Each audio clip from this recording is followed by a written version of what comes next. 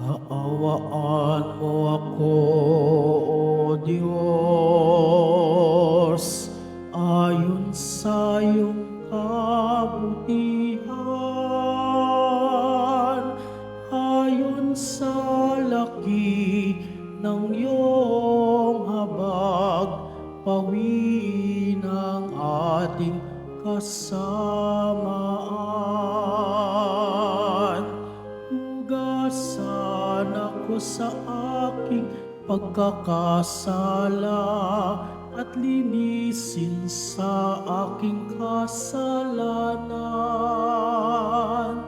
Kaawaan mo ako, O Diyos, ayon sa iyong kabutihan, ayon sa laki ng iyong habag, pawiin ang aking kasamaan.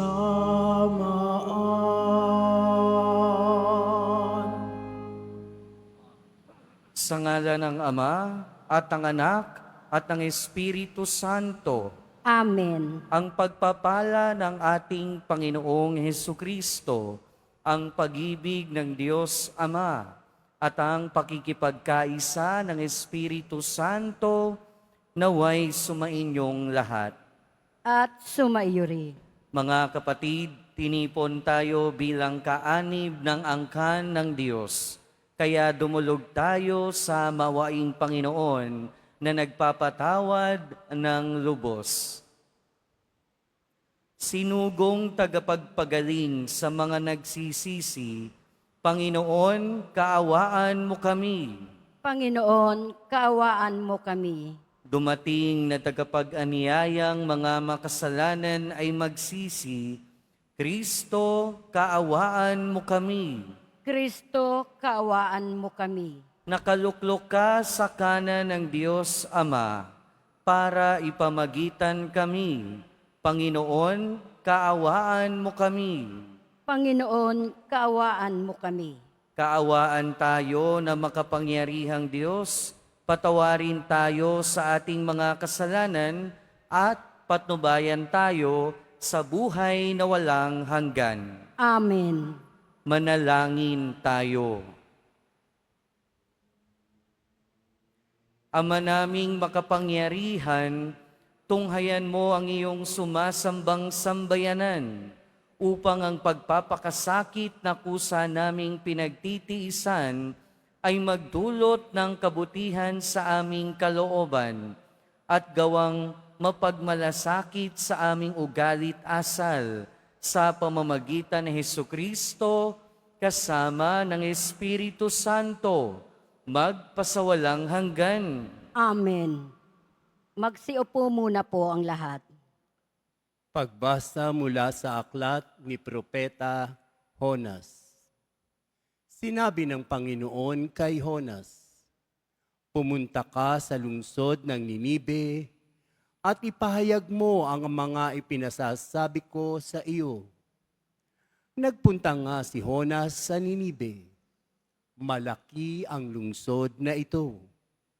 Aabuti ng 3 araw kung lalakaring pabagtas. Siya'y pumasok sa lungsod. Pagkaraan ng maghapong paglalakad, malakas niyang ipinahayag. Gugunawin ang Ninibe pagkaraan ng 40 araw.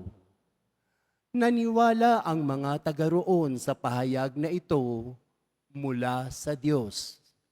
Kaya nag-ayuno sila at nagdamit ng sako bilang tanda ng lubos na pagsisisi at pagtalikod sa kanilang mga kasalanan.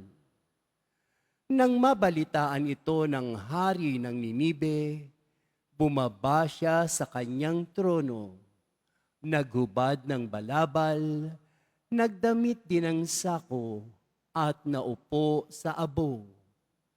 At ipinasabi niya sa mga taga-Ninibe, ito'y utos ng hari at ng kanyang mga pinuno walang kakaing isa man, wala ring iinom, maging tao o hayop. Lahat ng tao at hayop ay magdamit ng sako. Taimtim na manalangin sa Diyos ang bawat isa. Pagsisihan ng lahat ang nagawa nilang kasalanan at talikdan ang masamang pamumuhay. Baka sa paraang ito'y mapawi ang galit ng Diyos. Magbago siya ng kanyang pasya at hindi na ituloy ang balak na paglipol sa atin. Nakita ng Diyos ang kanilang pagtalikod sa kasamaan, kaya hindi na itinuloy ang pagkunaw sa Ninibe. Ang salita ng Diyos. Salamat sa Diyos. Diyos ko, iyong tinatanggap, pakumbaba't pusong tapat. Diyos ko, iyong tinatanggap, pakumbabat, pusong tapat. Ako'y kaawaan o mahal kong Diyos, sang-ayon sa iyong kagandahang loob. Mga kasalanan ko'y iyong pawiin, ayon din sa iyong pag-ibig sa akin. Hugasan mo sana ang aking karumhan, dalisayin mo ang aking kasalanan. Diyos ko, iyong tinatangkap, pakumbabakot, pusong tapat. Isang pusong tapat sa aking likhain. Bigyan mo, O Diyos, ng bagong damdamin. Sa iyong harapay, huwag mo akong alisin. Ang Espiritu mo ang papaghariin. Diyos ko, iyong tinatanggap, pakumbabat, pusong tapat. Hindi mo na nais ang mga panghandog. Sa haing sinunog, di ka nalulugod. Ang handog ko, O Diyos, na karapat-dapat ay ang pakumbabat, pusong mapagtapat. Diyos ko, iyong tinatanggap, pakumbabat, pusong tapat. Magsitayo na po ang lahat.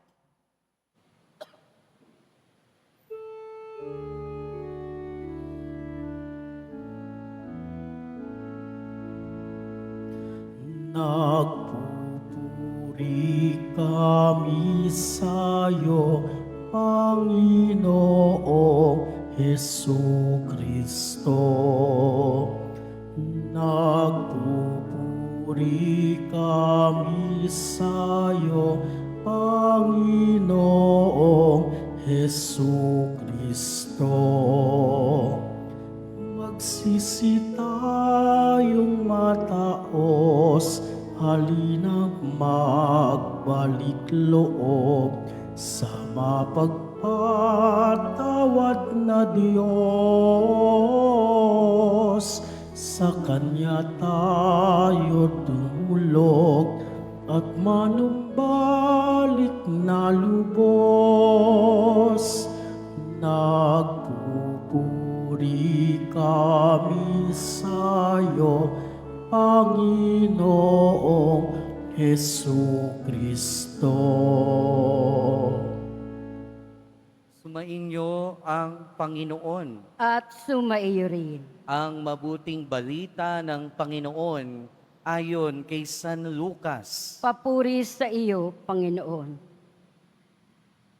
Noong panahong iyon, samantalang dumaragsa ang mga tao, sinabi ni Jesus, napakasama ng lahing ito. Naghahanap sila ng palatandaan mula sa langit, subalit walang ipapakita sa kanila, maliban sa palatandaang inilalarawan na nangyari kay Jonas. Kung paanong naging palatandaan si Jonas sa mga taga-Ninive, gayon din naman magiging isang palatandaan sa lahing ito ang anak ng Diyos o ang anak ng tao. Sa araw ng paghuhukom, titindig ang reyna ng timog, laban sa lahing ito, at sila'y hahatulan niya ng kaparusahan, sapagkat nanggaling siya sa dulo ng daigdig upang pakinggan ang karunungan ni Solomon. Ngunit higit na di hamak kay Solomon ang naririto. Sa araw ng paghuhukom, titindig ang mga taga-Ninive laban sa lahing ito at hahatulan ng kaparusahan, sapagkat nagsisi sila dahil sa pangangaral ni Honas. Ngunit higit na di hamak kay Honas ang naririto. Mga kapatid, ang mabuting balita ng Panginoon. Pinupuri ka namin, Panginoong Heso Kristo. Magsiupo na po ang lahat. Magandang umaga po sa inyong lahat. Narinig natin sa ating mga pagbasa palatandaan tungkol sa tanda. Sabi dito sa ating salmo, Diyos ko, iyong tinatanggap, pakumbaba't pusong tapat. Ang isang taong merong pakumbaba at pusong tapat, madaling nakatatanggap ng tanda mula sa Diyos. Sa ating unang pagbasa, narinig natin kung papaanong nagpakita ng tanda ng pagsisisi ang mga taga Ninive. At ito ay tinanggap ng Diyos. Tanda mula sa tao, patungo sa Diyos. At tinanggap ito ng Diyos. Ito yung isa sa mga katotohanan ng buhay natin. Kahit ano naman na tanda ang ibigay natin sa Diyos, as long as ito ay sincere at bukal sa loob, laging tatanggapin ng Diyos. Laging tinatanggap ng Diyos ang ating pagsisisi. Laging tinatanggap ng Diyos ang ating paghingi ng tawad. Laging tinatanggap ng Diyos ang ating mga sakripisyo. Laging tinatanggap ng Diyos ang ating pag-aayuno. Lahat ng tanda ng ating pagbabalik loob at paghingi ng kapatawaran sa ating kasalanan, lagi itong tinatanggap ng Diyos. Pero minsan, pag ang Diyos naman nagbigay ng tanda ng kanyang presensya at kapangyarihan, hindi lahat ng oras tinatanggap natin. Sa ating ebanghelyo, narinig natin kung papaanong sinasabi ng ating Panginoong Jesucristo na napakasama ng lahing ito, nung lahi nung panahon niya. Dahil naroon si Jesus, nagbibigay ng lahat ng presensya o nagbibigay ng lahat ng tanda ng presensya at kapangyarihan ng Diyos. Nagpapagaling sa may sakit, nagpapalayas ng demonyo, pero hindi ito tinanggap ng maraming tao. At ito rin yung katotohanan ng buhay natin. Pinapakita dito na sa isang taong walang pananampalataya, walang tanda ang sasapat. Sa isang taong ayaw naman talagang maniwala, kahit anong gawing milagro, kahit anong kilos ng Diyos sa buhay niyan, wala yang tatanggapin. Hindi yan maniniwala. At ang hindi pagtanggap sa tanda ng kapangyarihan at kilos ng Diyos sa buhay natin, ay tanda rin ng hindi natin pagtanggap sa Kanya. Pero sa isang taong may pananampalataya at pagmamahal sa Diyos, hindi na kailangan ng tanda. Hindi na kailangan ng palatandaan. Dahil sa taong may pagmamahal at pananampalataya sa Diyos, siya mismo yung nagiging tanda ng pagmamahal at kilos ng Diyos. At ito yung isa sa mga panawagan sa atin. Higit sa mga paghingi natin ng tanda, higit sa paghingi natin ng palatandaan ng kilos ng Diyos sa ating buhay, ang panawagan sa atin ay tayo mismo yung maging tanda ng pagmamahal, ng kilos ng Diyos sa ating kapwa. Dahil sa bawat kamay na ibinibigay natin para makatulong sa ating kapwa, sa bawat pagtrato natin ng maayos sa ating kapwa, Sa bawat pagtulong na binibigay natin sa ating kapwa, tayo ay nagiging tanda ng pagmamahal at presensya ng Diyos sa ating kapwa. Amen. Magsitayo na po ang lahat.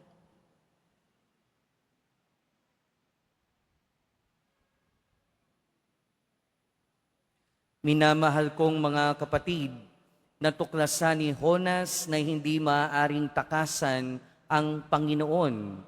Tumawag tayo ngayon sa Diyos Ama upang hingi ng biyaya ng pagbabagong buhay. Sa bawat panalangin ng ating itutugon, Ama naming lahat, turuan mo kami ng tunay na pagsisisi.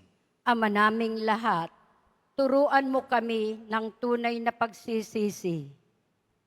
Ang mga pinuno ng simbahan naway maging puspusan sa kanilang pangangaral ng mensahe ng Diyos tungkol sa pagsisisi. Manalangin tayo. Ama Ama naming naming lahat, turuan mo kami ng tunay na pagsisisi. Ang panahong ito naway maging pagkakataon ng pagbabago at pagbabalik loob sa Diyos. Manalangin tayo. Ama Ama naming naming lahat, lahat, turuan mo kami ng tunay na pagsisisi. Tulad ng mga mamamayan ng Ninive, naway itakwil natin ang masasamang gawi at lumapit sa Diyos na may kababaang loob at pagsisisi. Manalangin tayo. Ama naming lahat, turuan mo kami ng tunay na pagsisisi. Ang mga may sakit, naway makadama ng kapanatagan at pagmamahal mula sa mga nangangalaga sa kanila. Manalangin tayo. Ama naming lahat, turuan mo kami ng tunay na pagsisisi. Ama namin, ibinigay mo ang simbolo ni Jonas bilang pahiwatig sa pagdating ng iyong anak, kung paanong simula sa kalawalang hanggan ay niloob mo ang kanyang muling pagkabuhay. Hinihiling namin ito sa pamamagitan ni Kristo na aming Panginoon. Amen. Magsiupo na po.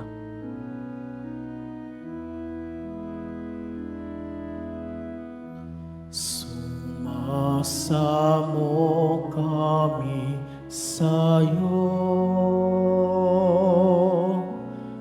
marapat iniharing alay.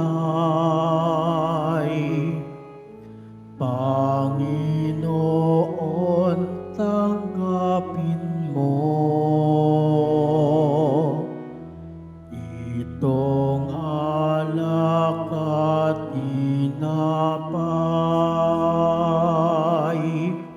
Sa'yo po naming handog, buong puso't pag-iisip.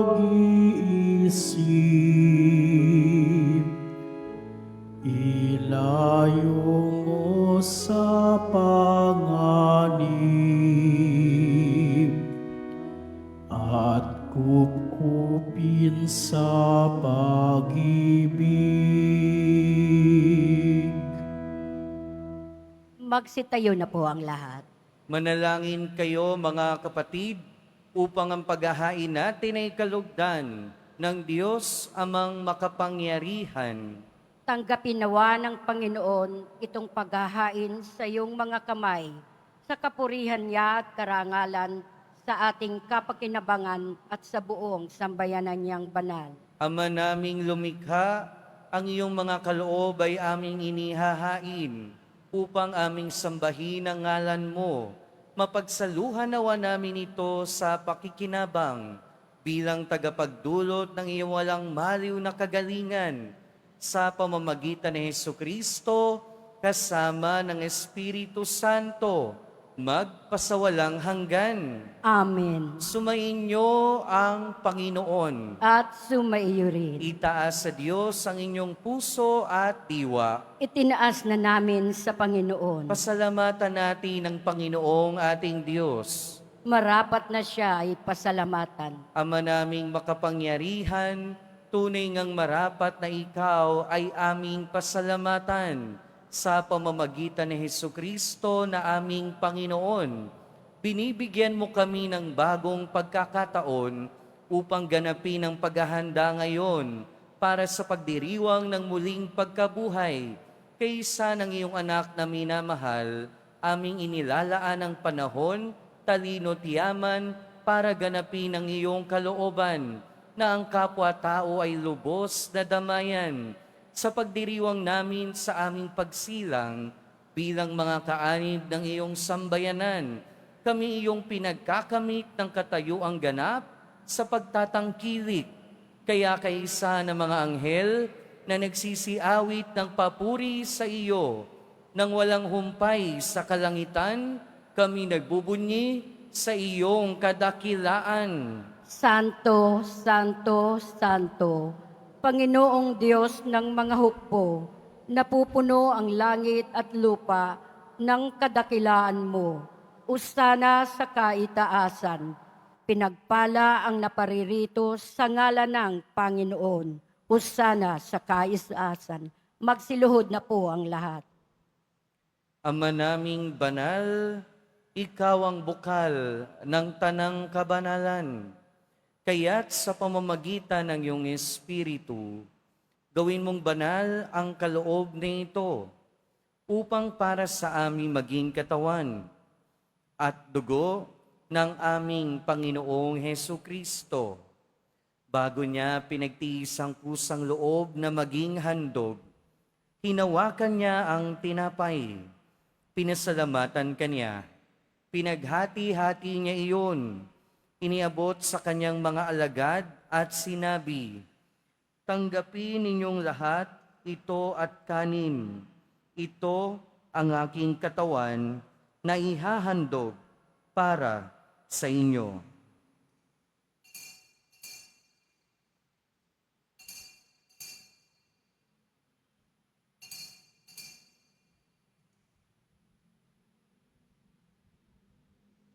Gayon din naman noong matapos ang hapunan, hinawakan niya ang kalis, muli kanyang pinasalamatan. Iniabot niya ang kalis sa kanyang mga alagad at sinabi, "Tanggapin ninyong lahat ito at inumin. Ito ang kalis ng aking dugo, ng bago at walang hanggang tipan. Ang aking dugo na ibubuhos para sa inyo at para sa lahat, sa ikapagpapatawad ng mga kasalanan. Gawin ninyo ito sa pag-alala sa akin."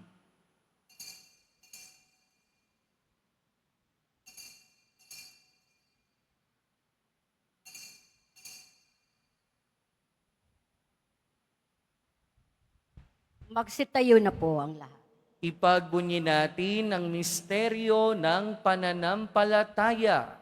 Si Kristo'y namatay, si Kristo'y nabuhay, si Kristo'y babalik sa wakas ng panahon.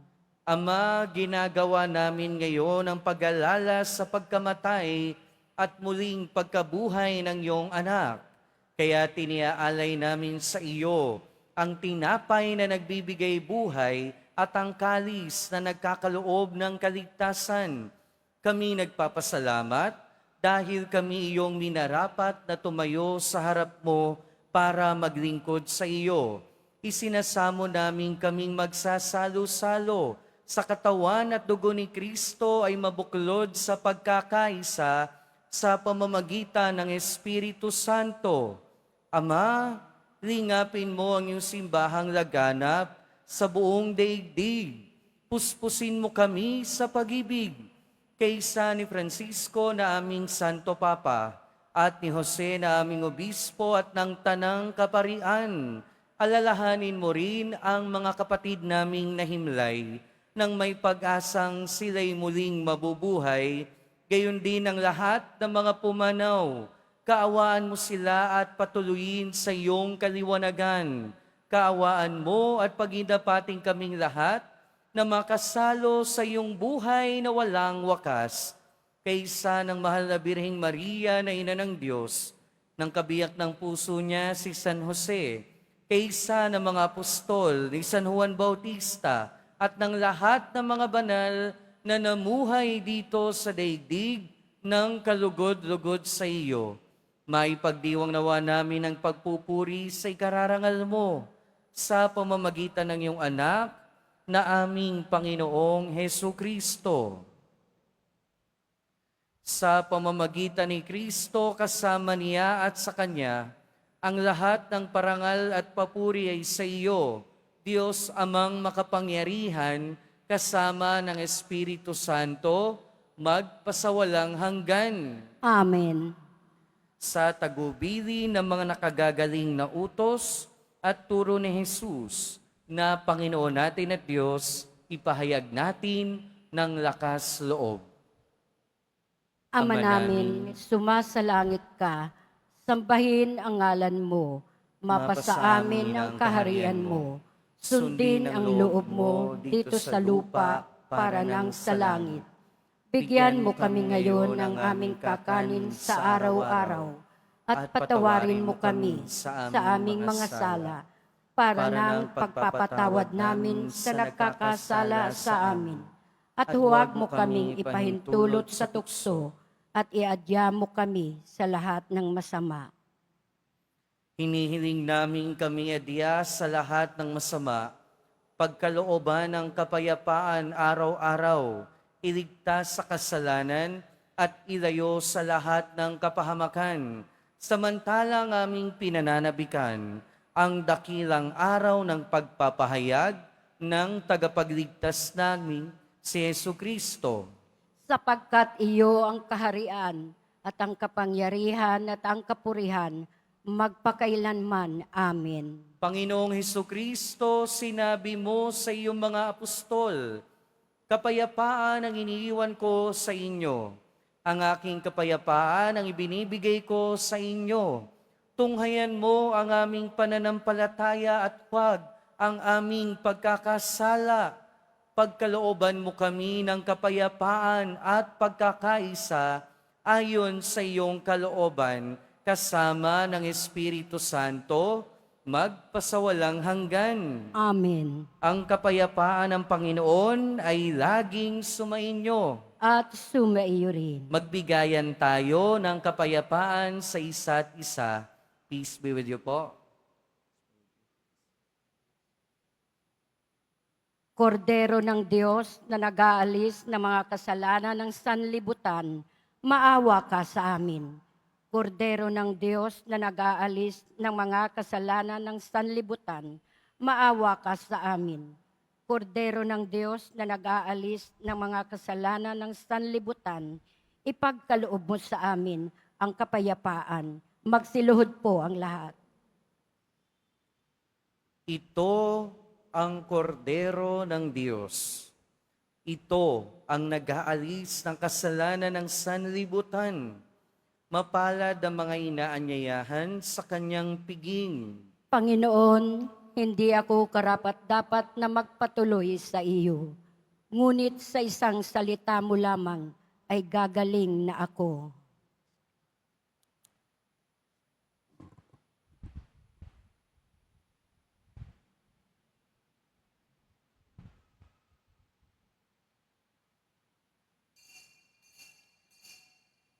Para sa lahat ng tatanggap ng banal na komunyon, sasagot po tayo ng amin pagkasabi ng pari o ng lay minister ng katawan ni Kristo at isubo agad sa bibig bago umalis sa harapan ng pari o lay minister. Sumunod po tayo.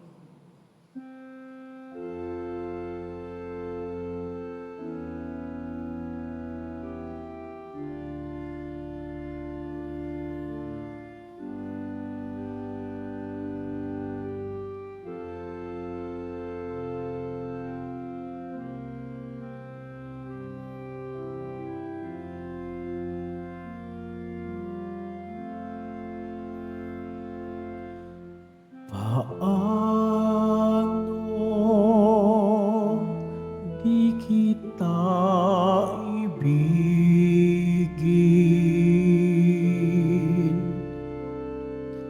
Paano di ka patawarin?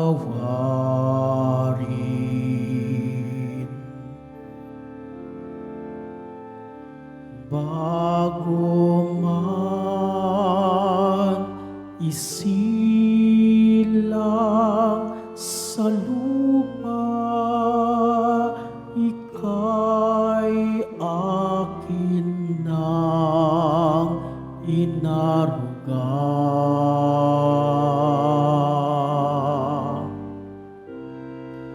Paano ako yung lisanin?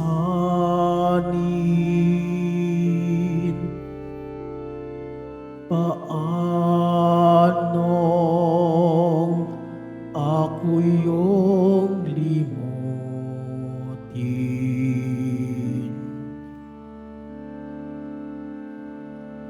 Gayon man, poot papawiin ang iyong pagbalik, hinihintay sa bawat pagtawag ko sa'yo, sa bawat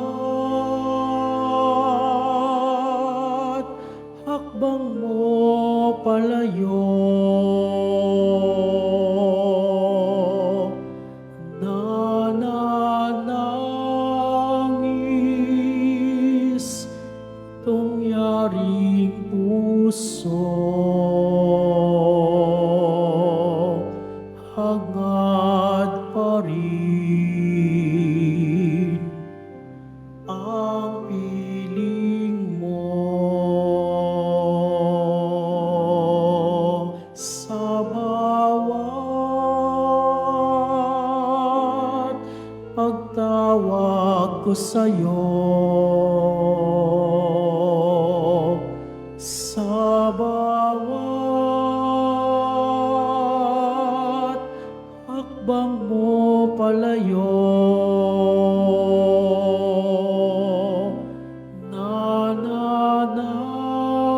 nananangis itong yaring puso.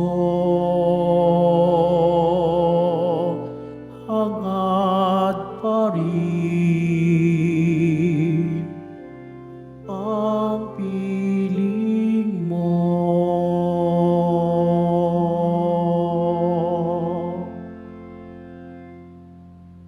Mga paalala, pagkatapos ng misa, wiwisikan po ang lahat ng banal na tubig.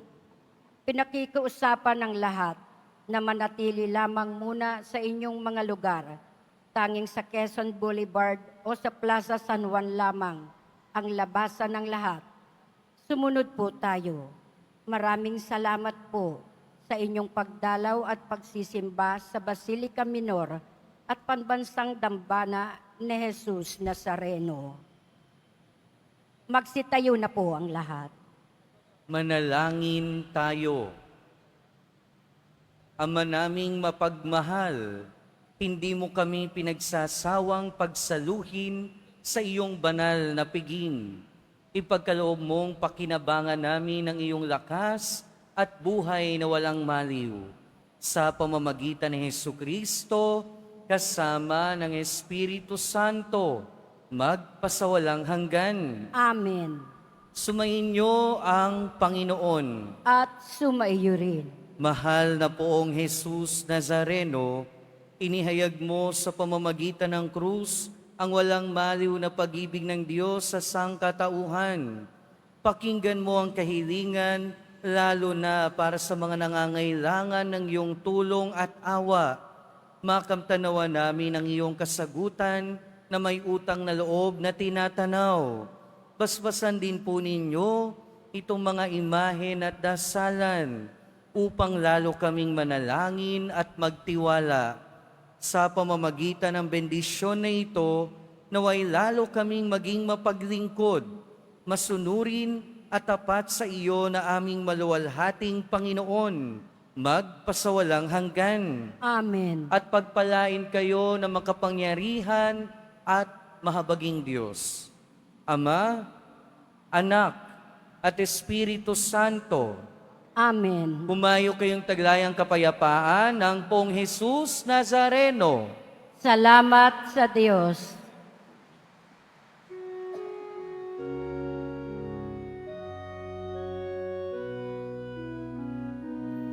Nuestro Padre Jesus Nazareno, sinasamba ka namin, pinipintuho ka namin, aral mong aming buhay at kaligtasan. Jesus Nazareno, iligtas mo kami sa kasalanan. Ang krus mong kinamatayan ay sagisag ng aming kaligtasan. Nuestro Padre Jesus Nazareno, dinarangal ka namin. Nuestro Padre Jesus Nazareno, niluluwalhati ka namin. Nuestro Padre Jesus Nazareno, dinarangal ka namin. Nuestro Padre Jesus Nazareno, niluluwalhati ka namin.